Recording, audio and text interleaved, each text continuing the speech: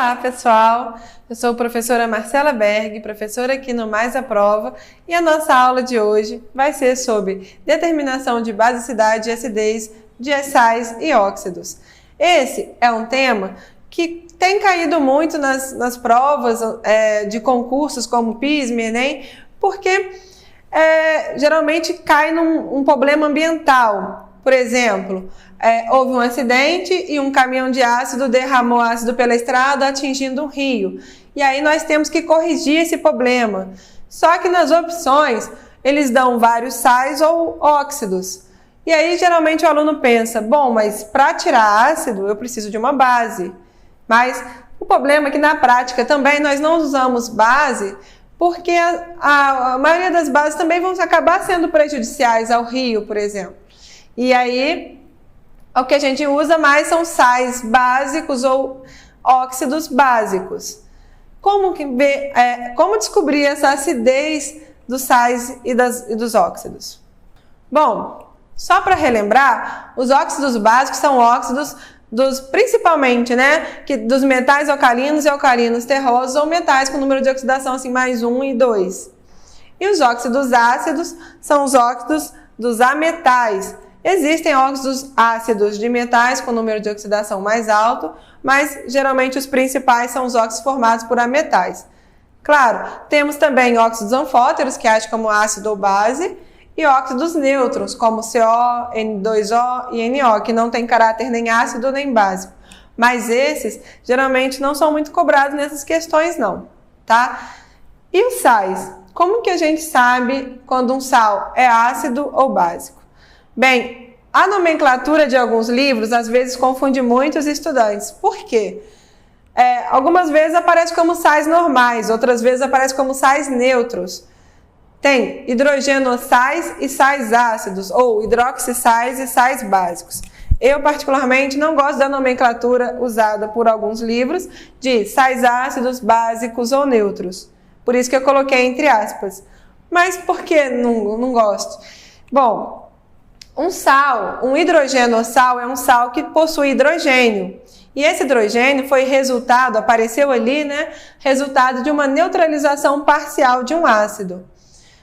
Já no caso da hidroxila, a hidroxila está ali naquele sal, no meio do composto, porque ele foi resultado de uma neutralização parcial de uma base. E no sal neutro, que seria o sal normal, a base e o ácido foram neutralizadas totalmente, por isso não restou nenhum hidrogênio e nenhum OH. Mas por que esse nome é ácido e básico? Por que eu não gosto desse nome? Porque não quer dizer que eles tenham realmente o caráter ácido ou caráter básico. No exemplo ali a gente tem o NaHCO3, que é o bicarbonato de sódio. Está classificado como sal ácido. Mas a gente não toma ele para combater a acidez estomacal? Ué, que estranho, né? Então vamos ver como que a gente sabe isso. Para saber se um sal é ácido, básico ou neutro, nós precisamos saber de que ácido ou base que ele veio, qual é a origem dele. Se o ácido e a base que forneceu aquele sal forem fortes, então os dois vão se neutralizar totalmente e vai dar um sal neutro. No caso dos dois serem fracos, a mesma coisa acontece. Agora, se um é mais forte que o outro, prevalece o caráter do mais forte.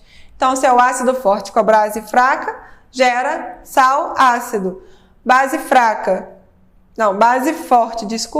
e ácido fraco vai gerar, então, um sal do caráter mais forte, que seria básico. É como se fosse o cabo de guerra, onde vence o que for mais forte.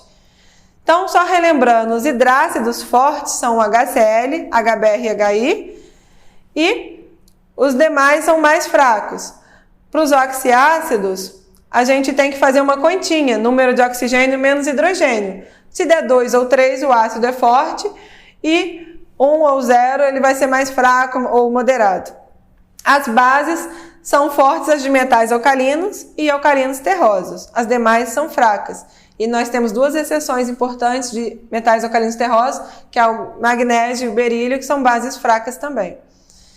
Bom, então, pelo que a gente viu, a solução ali, por exemplo, de FeSL3 seria uma solução ácida, porque ele veio do ácido HCl e da base hidróxido de ferro.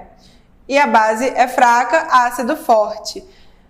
No caso do bicarbonato, a gente sempre tem que lembrar o seguinte: os cátions vêm da base e o ânion vem do ácido. Então, no bicarbonato, o Na vem do hidróxido de sódio e o HCO3 veio do ácido carbônico, que é um ácido fraco. Base forte, ácido fraco, solução básica. NaCl viria de duas substâncias fortes, que é o NaOH e o HCl. Então, ele vai ser neutro. Já o FeS viria do H2S e do hidróxido de ferro, que também seriam duas soluções fracas. Então, gerariam um composto neutro, um sal neutro. Então, é isso que nós temos que analisar nessas questões. Então, por hoje é só isso.